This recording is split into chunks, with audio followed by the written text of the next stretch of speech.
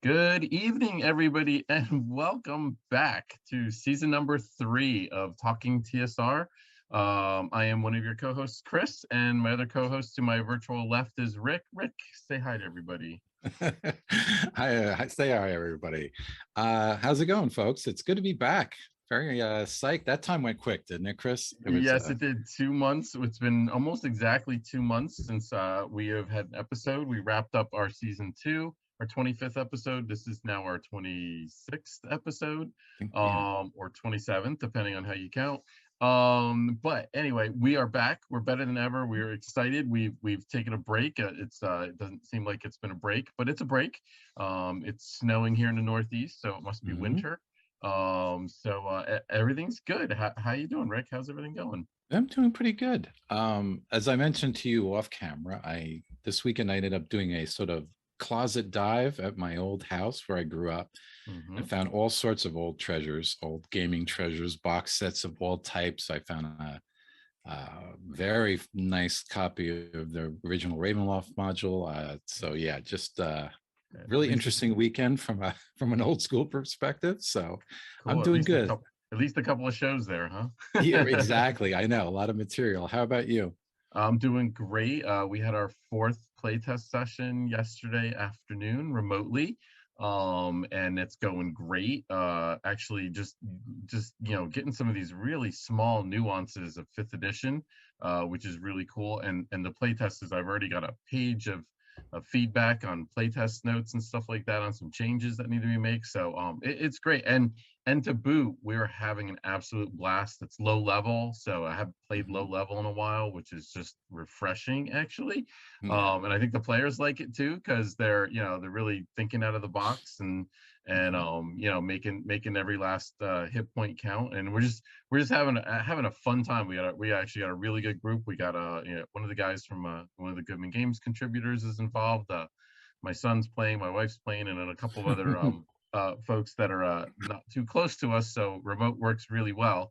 And we're just having an absolute blast. It's an absolute joy to be playing in like a regular kind of it's actually kind of a campaign, actually, so it's kind of really neat. So and sometimes it's nice to go back to the simplicity of low level play a little bit, even for the players. So it is after playtesting Devilich and doing some playtesting for Dark Tower, and this other project, it's been all high level, and it's just like, high level is great. I like high level and everything, but it is taxing. It is taxing. There's a lot high more levels work. High levels work.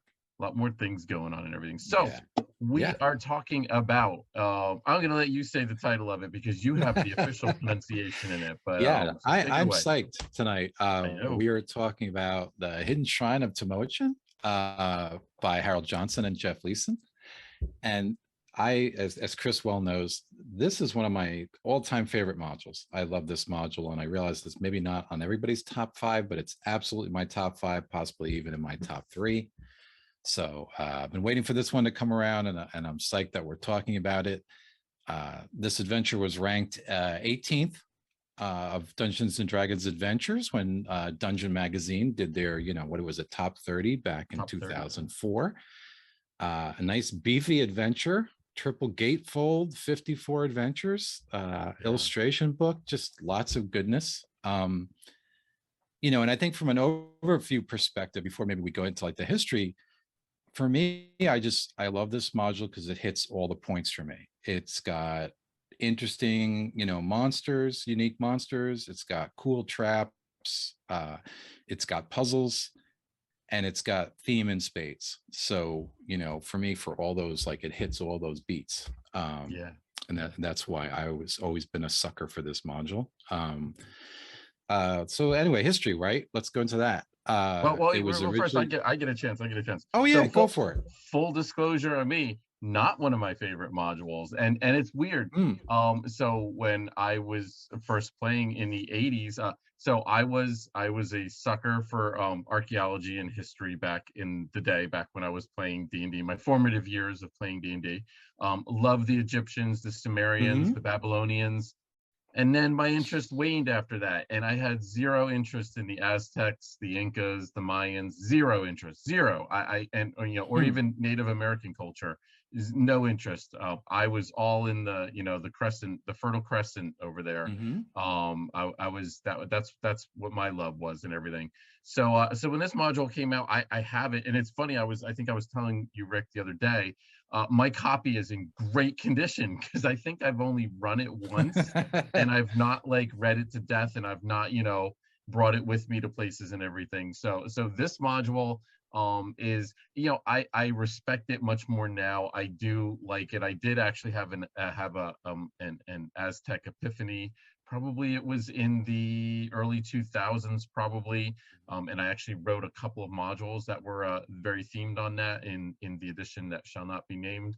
But so I definitely have much more of an appreciation now, and I agree with a lot of what you're saying. The all the bits are here, the interesting encounters are here, the handout booklet is here, and a lot of other innovations that I want to get into that are like little touches that I Mhm. think just really went well. And also important to note, this was a tournament module. Once Yeah. again, this was a tourney module that was kind of turned into a campaign module, but they really didn't do a whole lot to turn it into a campaign module. They pretty much gave it to you as a tournament. Hmm. So that's where we're at now. So anyway, just wanted to get that out before Yeah. you give No, us the that's history lesson. and you brought up a really good point too, because clearly theme here is a major point of the book.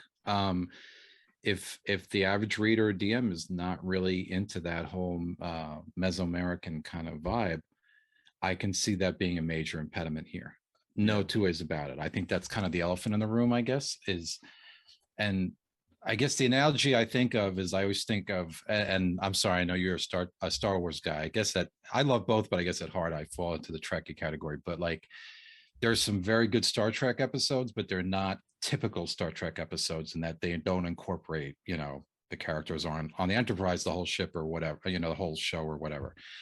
And this is kind of like that. I think it's a really good module, but I wouldn't call it a typical D&D module. I Mm-hmm. wouldn't give it Mm-hmm. to a new DM the way I would in Search of the Unknown or something and say, hey, here's a good example for beginning DM, because it's Agreed. just not, if that makes sense. Yeah, and that Um, totally, yeah. but I think once you embrace the theme, or if you have an interest in that Mesoamerican kind of, Aztec / Mayan theme, then you can really run with this and have a good time. So yeah, as you mentioned, it was the tournament at Origin 79.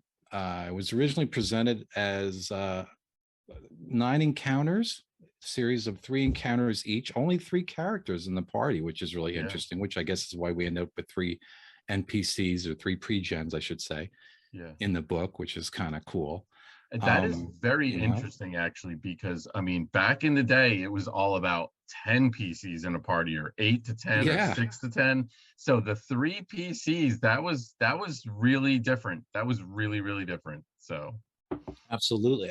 And as we know, this module has potential to be deadly. I mean, I wish I could have found the quote for this show, but I do remember back in the day reading a review of this in like White Dwarf or something, and they called it a Trapapalooza, or something along those lines, and they basically said you better get used to losing people, and if you only have 3 people, you don't have that many people to lose. So yeah. it's interesting. But that said, I do like the pre-gens that are incorporated in the module itself. I think their backstories, I think it's cool. There's definitely a sense of urgency there, and Yep. why the characters would be driven to, start the module the way they do. So I think that's cool. Yeah, so then at Origins, it was sold as, kind of was the tendency back then at Origins. It was sold as 40 loose leaf pages simply put in a storage bag and zipped up, and only 300 copies were printed. If we can put the cover up, I think we have the cover of Lost Tamoachan, and also the Lost Tamoachan blue map. We can flash those up there. Um, and what I thought was really interesting in reading on this recently is I came across a Geeks a Go-Go interview where Howard Johnson said that he wrote the module in about 2 weeks and then typed it up in about 48 hours to be sold at the convention, and that TSR decided to sell this at the convention to evidently pay for their gas used to get to Origins, which I thought Crazy is just story. hysterical. And I'm absolutely in awe as a slow writer myself, as you will know. Like, I'm in awe that he could write this in 2 weeks. The more I learn about the writing time of these old modules, how quick the Keep of the Borderlands was written, how quick this was written, it kind of blows my mind a little bit. Yeah. Um, Yeah. so That's yeah, no, go ahead. that's all that is fascinating insight on again a truly classic module. And I love the fact that back in the day that you could play in the tournament and then you could buy the tournament that Mhm. at the convention, like you played it first and then you could go and plunk your money down. And who doesn't do that? I mean, Yeah, it's like you play in a module, you're like, oh, I definitely want to buy it. I'm like, just because I want to see what we did all wrong and right, everything. So exactly. You want to get this. I mean, I'm sure they ran into situations where they had to be careful about how they sold it or secrets getting out. I can see that being a big thing, right? yes, and shout out to a G Blaster saying that the boys are back and Happy New Year. So Happy New Year right Yeah. back at you. Happy New Year back at you, G Buster. Yeah, yeah. So all right, so continue on before So I yeah, interrupt you again. I've yapped enough. There's I know you have some thoughts about the monsters in this book, so why don't we jump into that?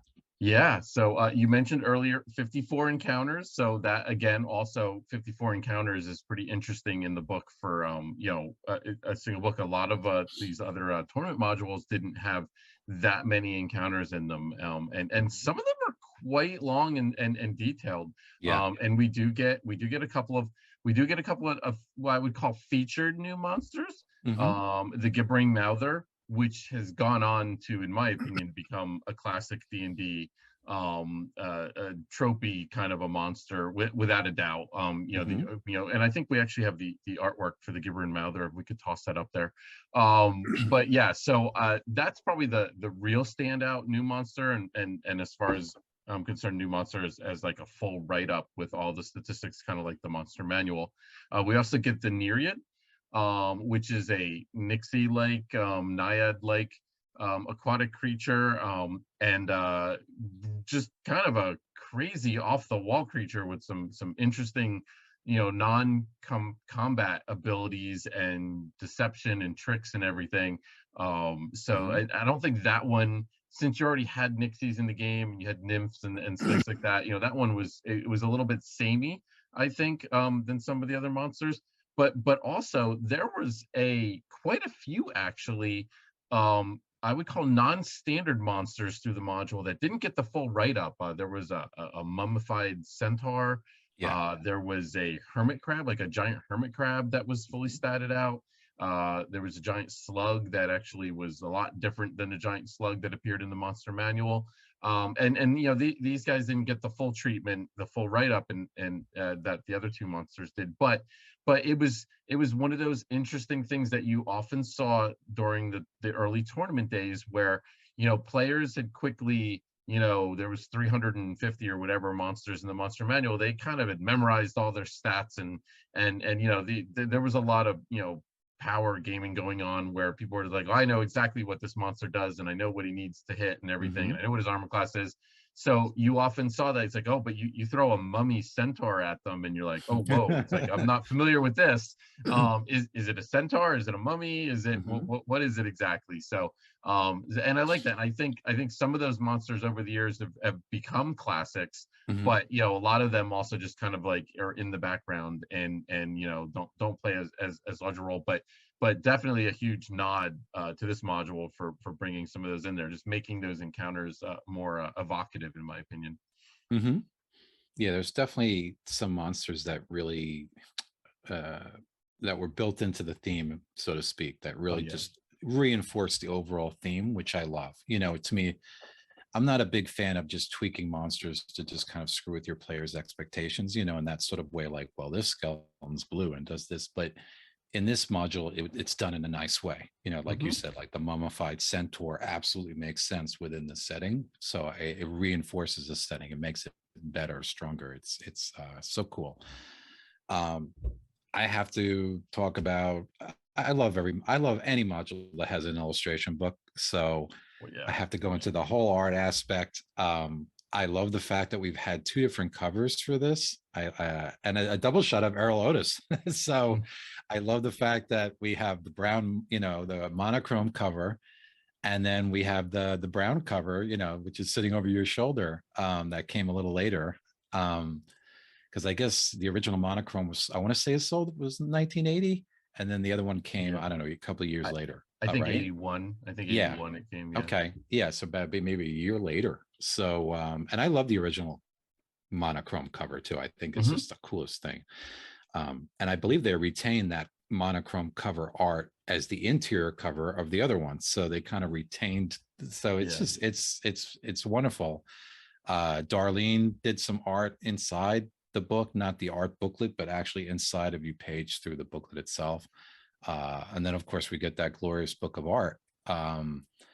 With just we have some samples here. We have we can put up like illustrations 1 and 2 and some of the others. There's just so many good examples of art you can show the players, which I Yeah. love. To me, Yeah.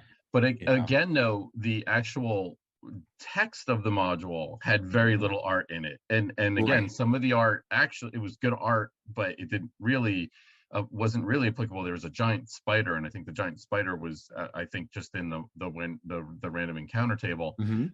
And again, I think we saw this, if I recall, we saw this in Harold Johnson's other module, A2, The Mhm. Secret of the Slaver Stockade, where his module had very little interior art in it. Now Mhm. it made up for it with the illustration booklet. Mhm. There's a lot of really good art in there, whereas A2 did not have that. But I think we're learning that Harold was maybe a little verbose, maybe, and Yeah. and Yeah. and maybe there was a little too much going on in those encounters, and there wasn't exactly a whole lot of room for some of the Mhm. more traditional artwork. But again, we got like, I think it was 16 pieces or 14 pieces. I forget how many Yeah.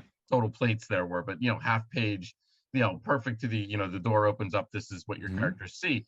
And Yeah. and that's something that us at Goodman Games, that we've been doing that for a lot of our modules. And Mhm. with Crypt of the Devil Lich, we're up to, I believe, 50 of those handouts Wow. Wow. for the Kickstarter edition of the book. But they're great. I mean, it's like Mhm. to be able to hand your players, nobody likes reading box text or read aloud text. Nobody likes listening to it. But it's a Mhm. necessary evil. But to be able to hand somebody, here's exactly what this room looks like, I think is Yeah. a huge asset. I agree 100%. As much as I love the interface between the DM and the players and the descriptive, it's just the old saying, a picture is worth 1,000 words. Yeah. And, one or two of the last pictures that we flashed up too, I get a kick out of, because like in the case of the Steam Dragon picture that we just had up, or the polyp, there are those pictures that really scream danger to, I think, the Yeah. average. Like the polyp picture, I don't think I would even show that to the players until the combat began, because if you said, well, this room has a wilted tree, maybe people wouldn't get that upset. But if you show them that picture, any player worth their salt is going to be like, oh Yep. boy, here we go. Yep. We're So in trouble. We're in the middle of a dungeon and there's a wilted tree. yeah, they're showing us a picture where a Yeah. wilted tree is, front and center. Like, that Yep. can't be good. You look at that picture and you're like, that can't be good. Yep. Yep. So That I is kind of smiled exactly. to myself thinking of, and I've run this several times for parties. Do Unlike you you, know my how book many? shows it's where. Do you know how many times you've run this over the years? Do you have an idea? Have you run this like four, five, six? I would say I've run it at least 5 times. Yeah. I Wow. would say Wow. this and Two Mahars is actually my most run adventures. Okay. Yeah. I would say, yeah. Ravenloft is for me. Mhm. Ravenloft and ooh, after that, I'm not sure. But Ravenloft is definitely up there. I think Ravenloft Yeah. is the one I've run the most. I think four or five. I think, and I've Wow. run Wow. Ravenloft with the same group of players with not too Interesting. much changes. Yeah, because that module with the whole tarot card system and everything, it Mhm. does actually really change things Yeah. up. So yeah. Yeah. You're right. So And it's like you said earlier, and you so hit the nail on the head when you talked about like how worn your copy was. I can go back and look at my modules, and the ones that really show the wear are yeah. exactly the ones I Yep. ran to death. And Yep. then if I find a pristine, like my Ravenloft is in shockingly good condition. I think I ran it Okay. one time, Yeah. Yeah. And I love the module too, but I don't know why I didn't run that one, but it's funny. You could Yeah. tell which one's got the use. Yeah, Um, I would say the last 10 years or so, I've made it a point to actually find other copies of the old classic modules that are in much better condition than most of mine, because most of mine are very beat up. Yeah. And then I've filled out all of my monocolor ones. I had very few monocolor modules when I was actually gaming. I think D1 and D2 were the only two I originally had. But now I have since, I'm pretty sure I have all of the monocolor modules now, and you know, they're in various conditions. They're by no means are they all mint condition, but you know, they're certainly better than some of the ones that I had. So I guess that's the one luxury when you get to our ages, you can go back and start reacquiring some of these treasures of your youth, because certainly I have a lot of monos, but they're not in good shape, I'm sorry to say. So so give me some more thoughts about the module. Okay, well, there was some really cool, innovative things that I thought that they did here. So, you know, first of all, starting you at the bottom of the dungeon and working your way out. I thought that was really innovative. And you just don't see that. I love that setup. And it really kind of turns things on the ear. Instead of you're going to start at the top and you're going to go into the dungeon and you know, get to fight the baddie at the bottom. You know, you're going to be trapped essentially at the bottom and you got to work your way out. I like that. I would like to see that a little bit more, I think. And I also kind of working with that too, the poison gas mechanic, where you're taking like 1 hit point of damage every whatever it was, minute or something like that. That really put the clock was ticking. I mean, it was ticking. Now the clock is ticking on tournament modules in the first place, but boy, that will really get the clock ticking when you're taking damage. And in reading the part, there was some pretty extensive notes about how they ran the tournament, on how they were saying you didn't have to run it first of all, it was like a 2-hour session, I think. But they said you could run it with an hour and a half or an hour-long session, and I'm like, wow, that's like speed running back in the day. Like, is speed running. Yeah, and I'm like, wow, that's just like all sorts of problems are going to happen if you know that you've only got an hour to get out of this dungeon or something. But so I found that to be very, very fascinating. I love the monster matrix in the back. If you can throw that illustration up, we've got a picture of that. That is, you know, I came to really love those as a game master, where the fact that you have a 1 page and here's all of the monsters and here's all their statistics. And they even took it a step forward when they actually put the hit matrix on there for the characters. I thought that was really, that was, you know, the beginning of Thaco, really, if you think about it. So I thought that was pretty innovative. And then just a couple of like the fact that potions in the module were dried and there was no liquid in them, and you had to like actually mix them with water or wine to rehydrate them. And if you used wine, it was a full strength potion. If you used water, it was like a half the duration or something like that. Just little touches like that I just thought were, you know, just nice little touches that give you a little something that you like, you remember all these years later. You're like, oh, I remember that. And I remember stealing that potion thing with the, you know, with the dehydrated potions, and I stole it as well. Oh yeah, and putting that in my own modules and be like, and characters like, oh, what are we supposed to do with these baked wafer things or whatever? It's like, oh my god, they're potions. So yeah, fascinating. That I like this. So yeah, there was this module did actually bring a lot, and doing my research for this show, I've definitely have a much greater respect and appreciation for it. Especially, so you guys know, if you guys have been following the show for any time, in our top 5 lists and our top 10 lists, I love me some complicated encounters, and we get some really nice complicated encounters in this module, and it's great. And role-playing opportunities, role-playing where, you know, back in the 70s, role-playing was what the players brought to the table, not necessarily what the game master brought to the table in the form of NPCs and that. But this was, several of these encounters were definitive. They were designed for role playing, and for the game master to take that, and for those of you folks who've had the pleasure of playing in a game with Harold Johnson, or even just knowing Harold Johnson, you know that's exactly what he likes to do. I mean, that is right up his. He is all about that.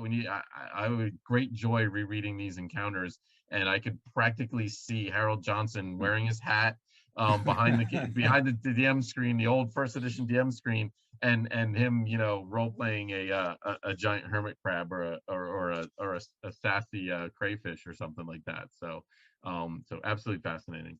That's really cool insight. Yeah, it's I guess, in a way it was a little before its time, and and those little touches, maybe that is kind of what made this a little verbose or a little, wordy, because he certainly put the detail in. And I came across an interview that I read with Harold Johnson talking about this module, and some other things he did too, where he talked about he hated encounters where you'd simply walk into a room and the orcs would attack. He liked cause Yeah. and effect. He liked situations where, well, the creatures will attack if you do this, or if you come Yep. within 20 feet, or if you trigger some.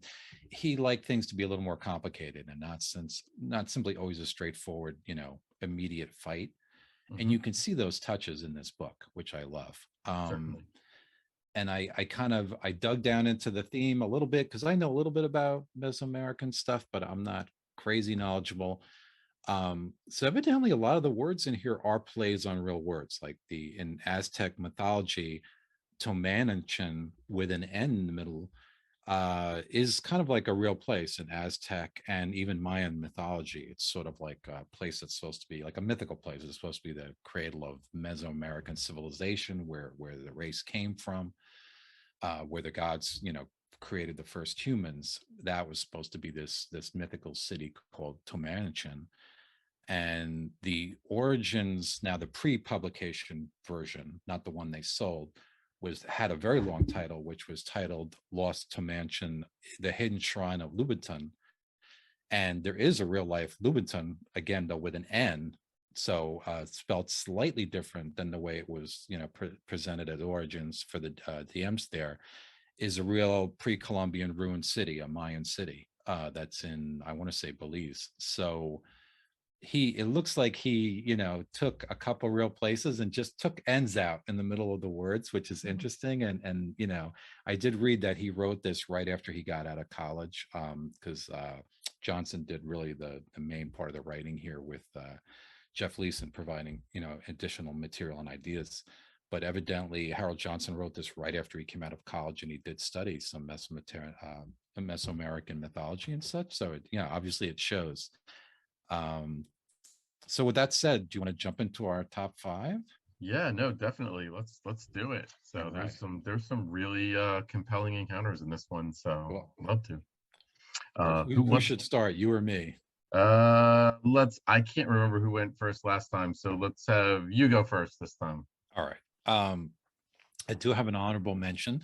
Okay. Um, my honorable mention is Area 52. Hopefully, I'm going to pronounce this right. The Hidden Room of the Nawal.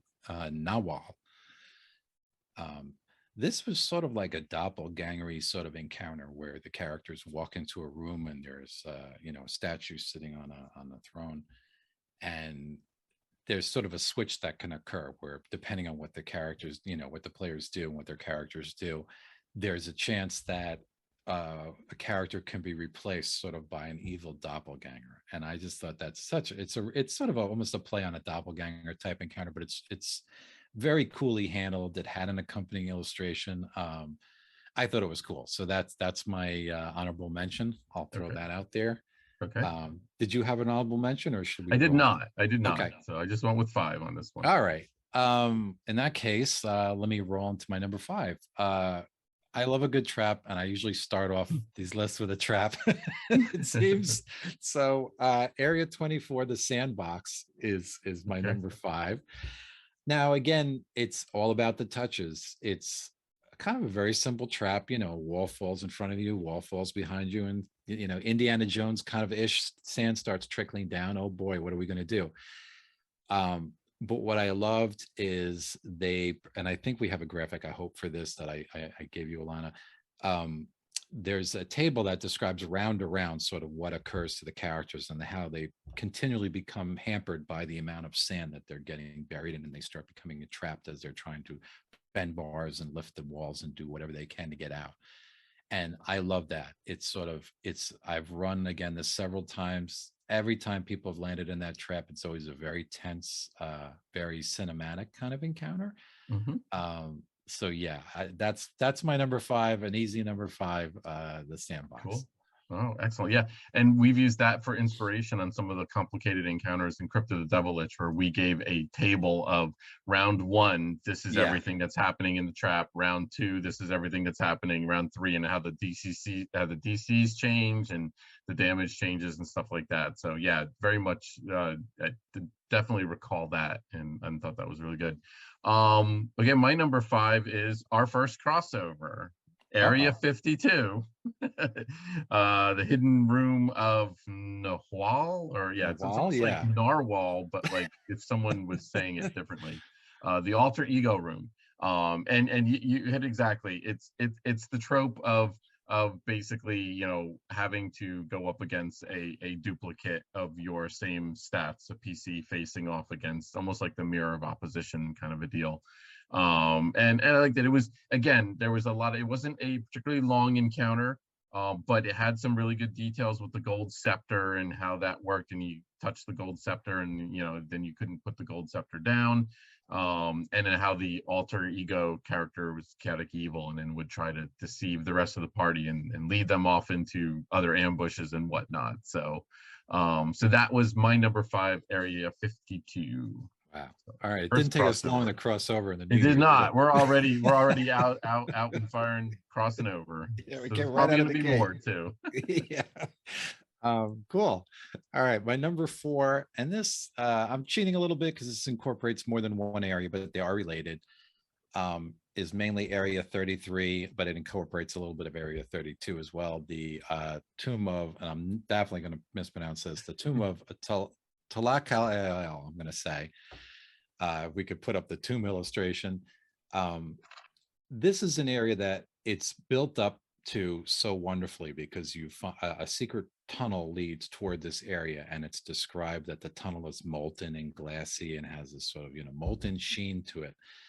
And then you get to a sort of sub hallway, and there's multiple trap doors, which are cool. And the door you have to go through, it's got a gold seal on it that has to be broken. It's got all sorts of, you know, things admonishing the people, saying, you know, beyond this door is death. And there's 2 molten footprints before the door. So now the characters have seen a molten hallway. They've seen 2 molten footprints. Then they finally get into this room that's illustrated here, and they see this big diorama, and there are footsteps there. There are footprints that are melted into the ground there and melted into the display. So there's really like a mounting dread as the characters approach in it. And this kind of was one of the bigger treasure areas. So it's kind of tested the player's bravery, I think, a little bit of, you know, after getting these numerous warnings and leading up. And I don't know if the payoff is worth all the preamble, but I just thought it was cool, all the build up. You know, there's literally like 3 areas of build up before you get to this area to see what's going on there. And again, it's one of the bigger treasure areas because, kind of like you said, like about this module being like a little before its time, the way Johnson does things. Treasure was pretty light in this module, I thought, Yeah. for an old Yeah. school module, you know, where we're used to these, you know, 30,000 GP, you know, gems and such. I thought that it was pretty treasure light. Um, and one little tidbit I came across when I was going into the material for this, Harold Johnson mentioned in an interview I dug up that copies of National Geographic from the time served as inspiration for the module for him.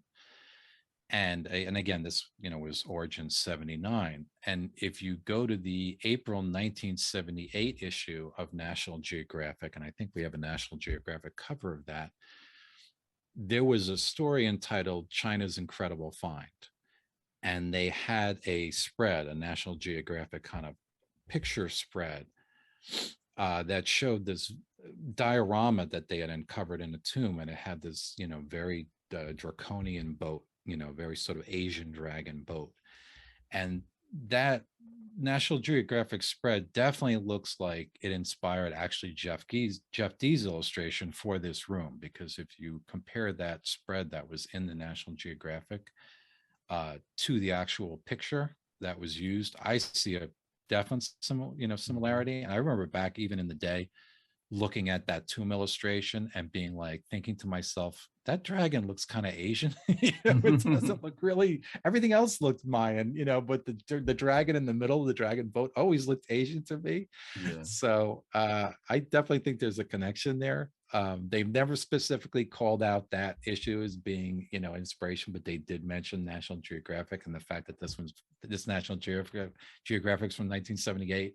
It's very suspicious to me. So I think there's definitely some inspiration taken there. So anyway, that's my number 4, my long-winded number 4. You're getting kudos on your Indiana Jones like research that went into this in the I chat, dug which into is this awesome. one. Yeah, he is. I tell you guys, Rick really likes this module. If you guys couldn't tell, really, really likes this module. So, okay, my number 4 is Area 43, the Smoking Mirrors. So I love me a good, just like I like a good pool room with pools in it or more than one pool in it. I like mirrors. Mirror encounters are kind of interesting.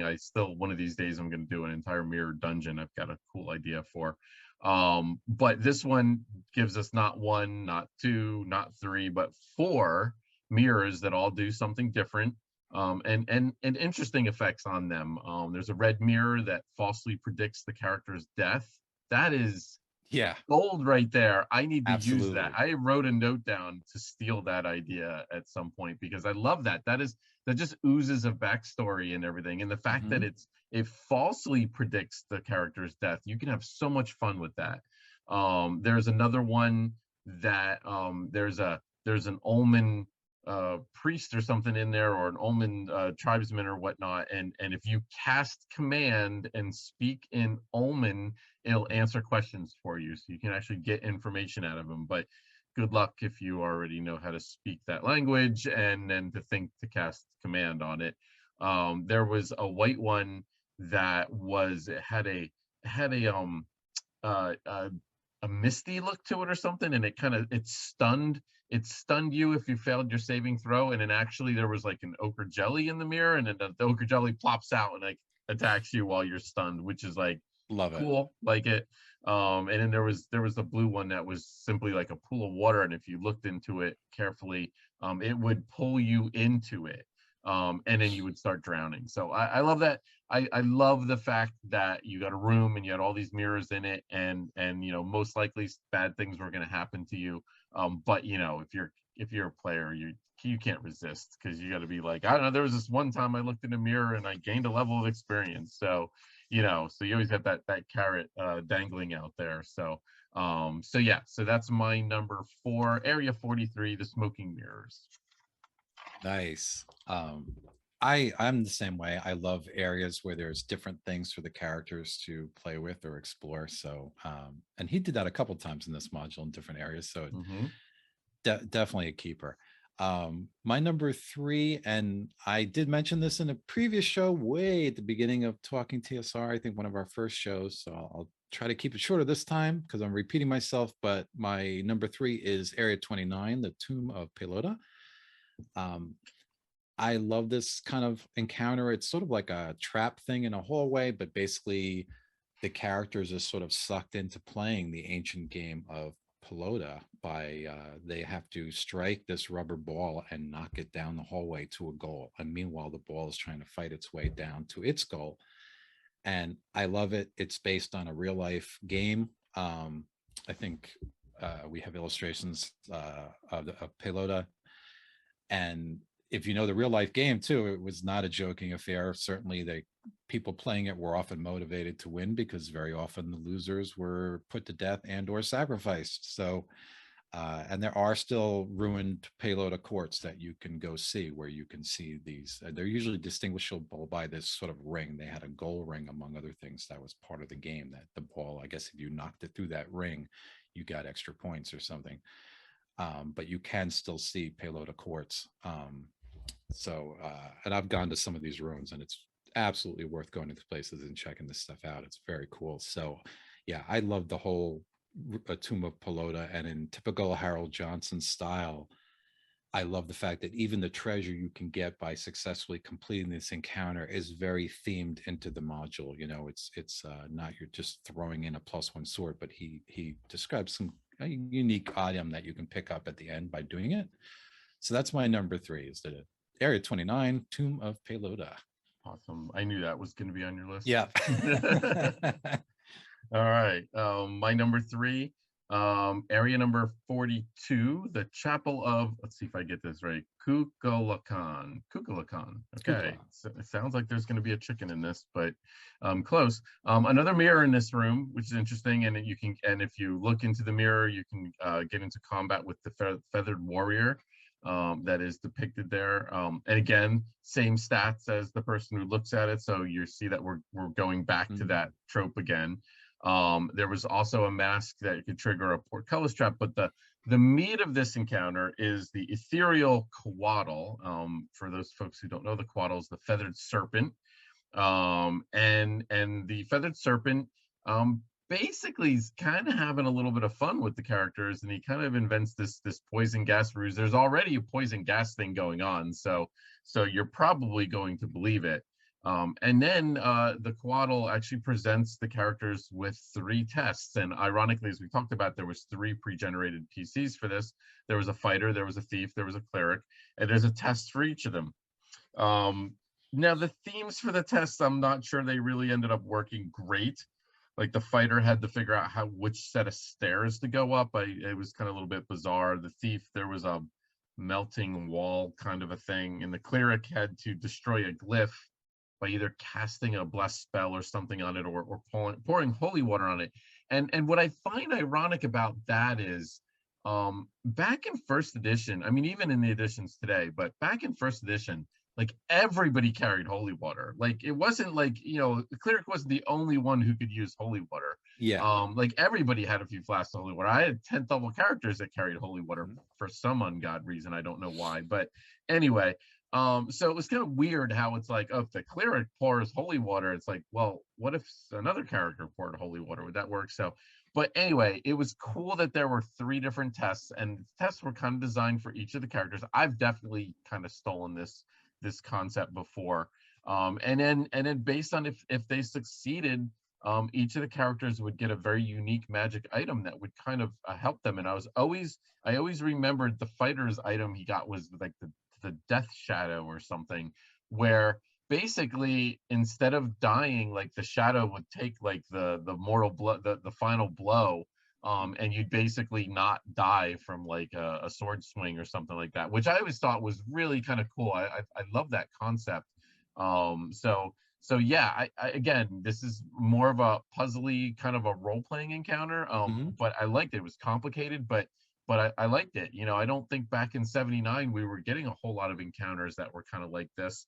And that's probably what attracted me to it. So that's my number 3, Area 42, the Chapel of Kukulkan. Nice. And definitely an involved encounter, a difficult encounter, I can tell you, having run it, for people to work their way through it. Though, like you said, I think the treasure at the end is kind of worth it. I love the whole death shadow thing. Yeah. Certainly something good to have. And I want to thank, I'm going to say Satley for the comment. He's commenting back on the game of Pelota that the winner was sacrificed. It was a great honor, he said. I think I might fumble if I was playing. Yeah, I think I would probably do. I'd cough the ball up at the 4-yard line. I think, I don't know if I'd embrace the honor myself, but that's interesting to know. Cool. All right. So where are we? I'm in number 2, right? Number 2. All right. We have another crossover. Ding, ding. Ding, ding, ding. Area 43, the smoking mirrors. Okay.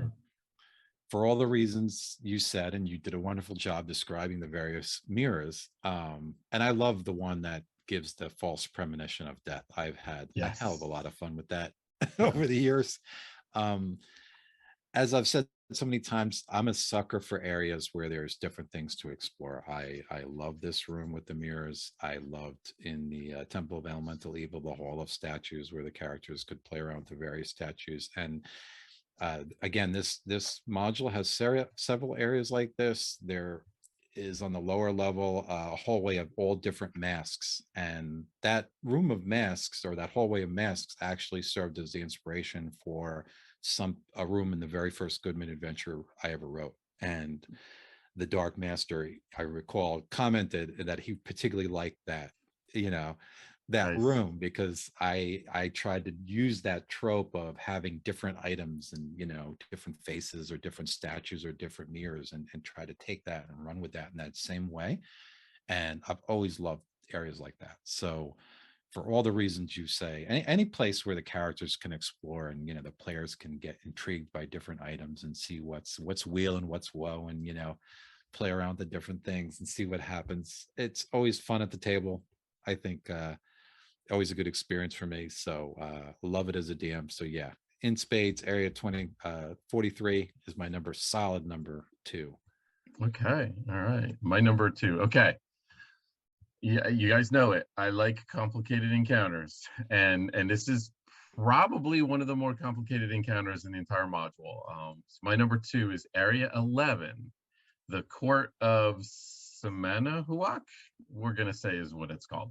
Okay, a lot going on in this room. First of all, slippery mud kind of in the room, and there's like some little dex rules in there on how to simulate what we all know today is difficult terrain. But back then there was no such thing as difficult terrain. So Harold actually had to come up with some rules for it, which is interesting. There was a giant slug on the one wall. And this guy was, again, there's a giant slug in the monster manual, but this guy was very different than that. He had rubbery skin, which reduced the damage that he took, which was interesting because that was a precursor to damage reduction that we got in 3rd edition at that point. He had slashing tentacles on his head, which most slugs do not have, but that was kind of interesting. And they went through, they actually described what they were like. He did spit acid, which a regular giant slug would do, but then he also could crush you under his foot. So you have, again, this is essentially a new monster. Didn't get the new monster treatment, but certainly could have.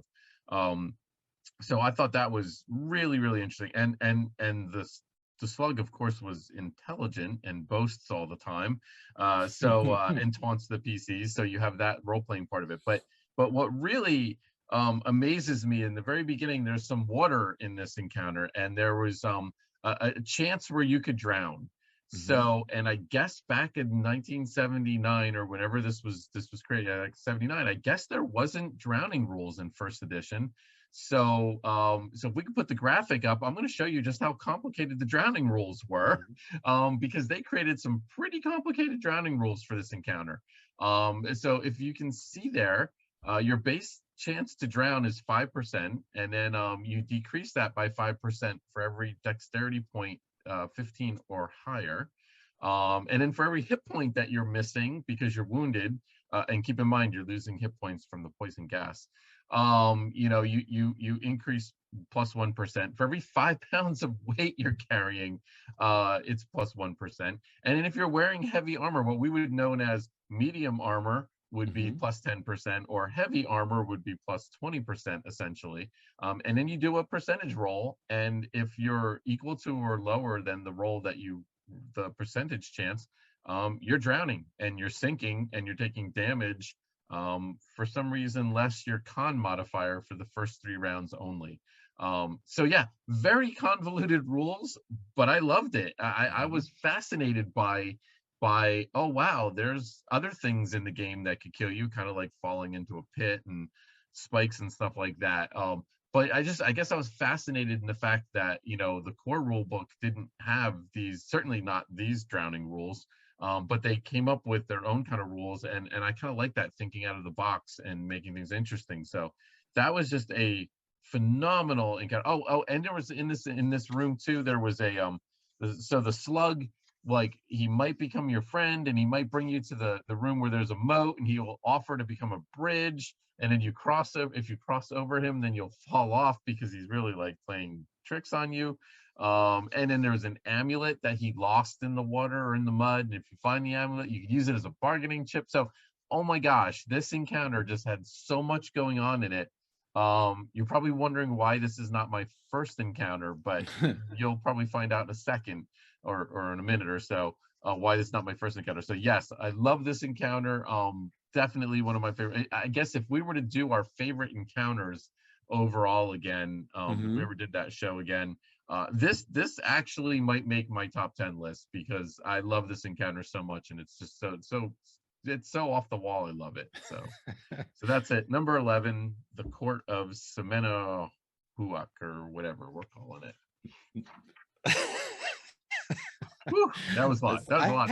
I had a sneaking suspicion you might pick this room too. And again, I can tell you, having run the, and I agree with everything you've said as far as there's such depth to this room. And the one thing I will say, again, having run this many times, this room that you've just described so well is absolutely the hardest room for me to run in this whole module. Yeah, Has always been. Going on. Yeah. I almost dreaded when the character, because one of the cool things about this module that I don't think either one of us mentioned is there's a lot of alternate paths in this module where you can it's almost like you could run it twice and not necessarily have the same experience.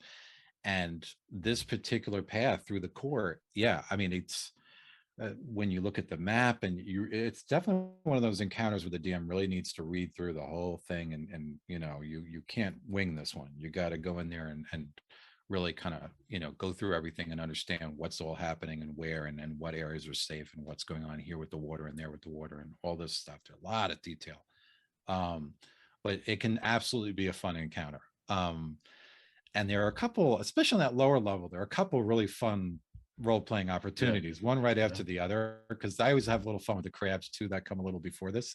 So that I always found this a good kind of part two to the crabs, so yeah, there's definitely role-playing opportunities here. I love the amulet aspect that they put that in there. It's just something that that had been lost by the slug, or that was valuable to the slug. I love that. So cool. All right, so we're on number one. And another crossover, I'm afraid. Ding ding. My number one was Area 42, the Chapel of Cuckoo Clan. Wonderfully complex room, super complex puzzle. I love the tree part aspect of the fact that first the characters have to climb the steps, then the characters have to breach this barrier, and then the characters have to break actually a force field around the amulet. And the poor characters didn't have enough trouble with the poison gas in the dungeon. Now they've got this added incentive, because they think they're really dying quickly now, and there's a lot of description there about the DM should tell the characters you're feeling weak, and the Coatls really having a lot of fun with the characters here. And as I mentioned, it's kind of a hard puzzle, like going through the barrier. They describe how if you go through certain points of the star, as opposed to where the walls meet, characters can get trapped. And it's not, I'll say, over the years, some of my players, some have succeeded in this and some have not. It's like one of those encounters, but I love it. Super complex puzzle, very cool, interesting, rewards at the end. So yeah, solid number one. I got to go with the chapel. I agree with you on that one. It's such a cool encounter. Cool. All right. And at least my number one. So you probably can see this coming, but my number one is Area 3, the Roost of the Conch. And not just because I can pronounce the title of this room, but yes, I mean, give me a sentient, aggressive crayfish, regular size, with stats, with attitude, and Major I'm all attitude. in. And I'm all in on it. And he marches back and forth, and he's aggressive with his claws and everything. Love it. And then you throw in a giant hermit crab, Kyla, I guess the crab's name is, which you can also interact with, and it does even say that the crayfish is kind of dim. Oh my gosh. I love encounters like this. You take something silly, like an armadillo, and then you make it like the centerpiece of an encounter. And it's a lot of fun. And if you get into combat, the ground was slippery mud, so there was these little rules for dex checks, basically using 2d6. Apparently, if you rolled 2d6 and you had to roll, if you rolled 4 or less, you slipped and fell. And if your dexterity again was 15 or higher, apparently 15 dex was like an important number, I guess. You got a +1 on that roll, so there was very little chance that you were probably going to slip, but still interesting. And if you got in combat with the giant crab, I love this. The giant crab would try to pin you against the wall with his shell. And I don't know how that exactly works. But anyway, I guess theater of the mind, it probably works pretty good. But But anyway, so that was our first look at, restraining and grappling rules, back in 1979. And then eventually they were like, hey, we're on to something here. This hermit crab might have forged the way for grappling rules, which were the bane of existence in third edition. But then, we brought it back Mhm. a little bit here, in fifth edition. And Mhm. so the whole restrained condition, could have come from this giant hermit crab way back in the Mm. day. So anyway, I love the two sentient crabs, a giant Mhm. hermit crab, a regular crayfish. The crayfish just full of sass, without a doubt. See, if I ran this adventure bunch, I would totally just go over the top for Mhm. that encounter, and my players would probably hate me and whatnot. But I don't know, we'd have a good time, and it'd be one of Yeah. those things where 10, 20 years later, we would still be talking about that Mhm. crayfish.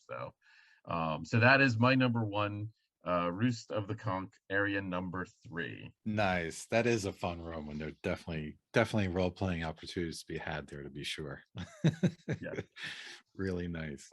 awesome. So, all right, so that is our top 5 guys. So any do you want to any parting shots on this module, Rick? This is your best favoriteest module of all time. Yeah. So, No, except I would just encourage people to check it out. If it's flown under your radar, and I think it has for a lot of folks, it's worth a second look.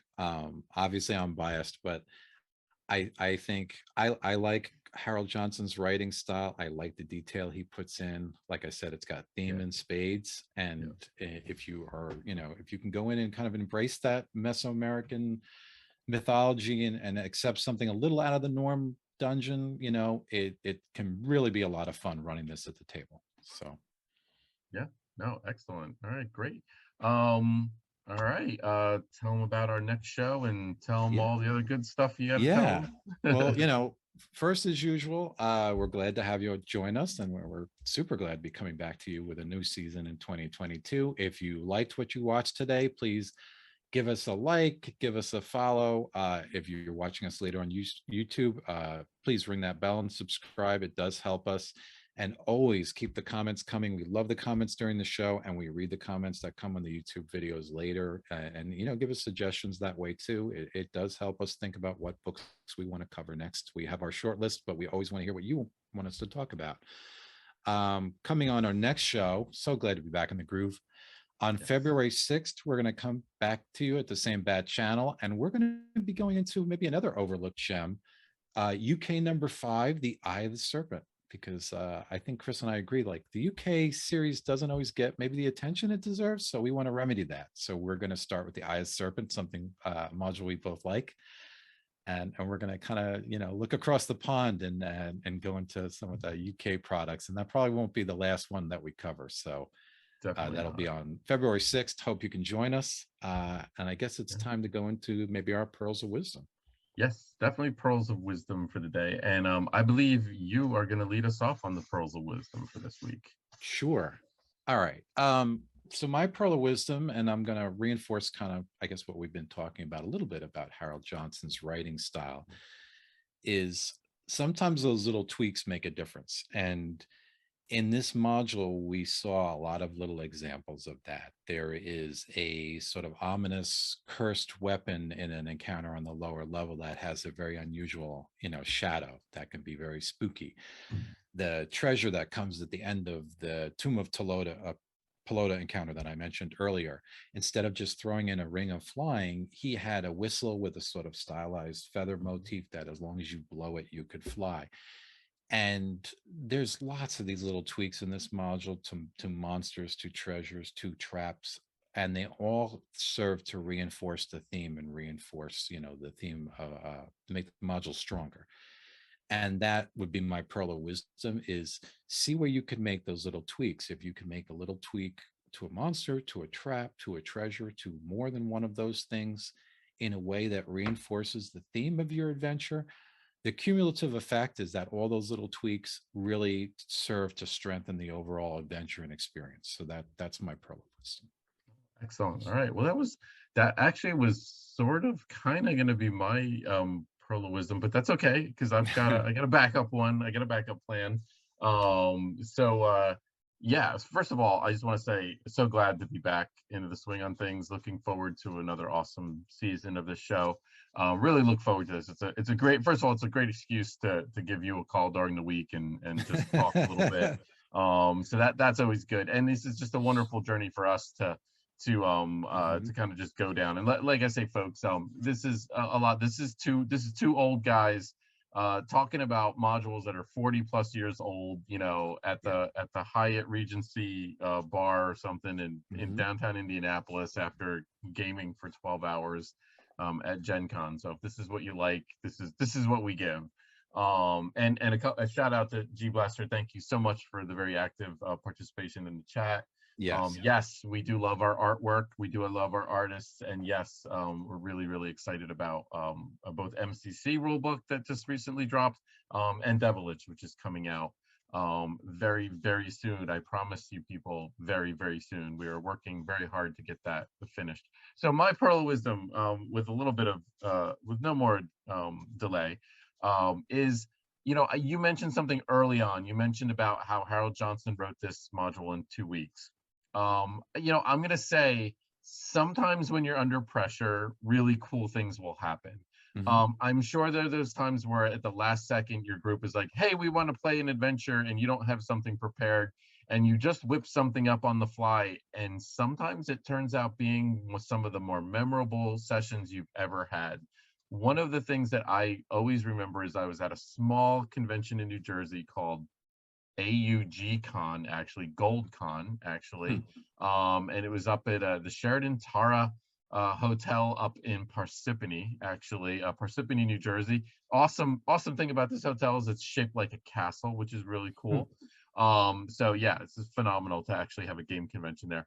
But anyway, there was a sold out event that was being run with the GURPS rule system, the swashbuckler, Three Musketeers swashbuckling, and the game master couldn't make it.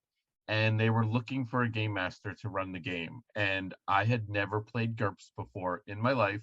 And I had about 2 to 3 hours to prepare, to read the rule book and then read the module and figure out how to do all this, Oh boy. and then run a session with 6 strangers who paid money to play a game and thought they were going to probably get a really good experience.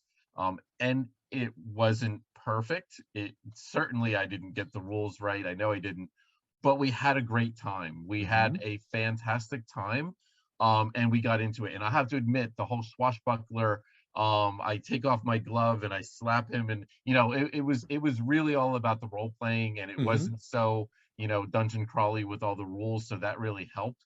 But that part was under pressure, no real looking back, just go and do. And I've had several instances of that with adventures before, specifically at conventions.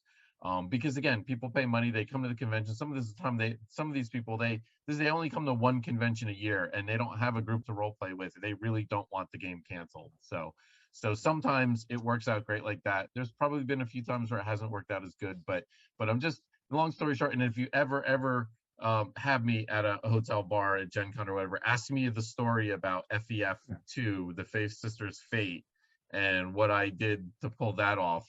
It's a fascinating story, but it's kind of along the same lines. So yes, sometimes not having a whole lot of time to prepare, you might get a diamond in the rough out of it with a cool session.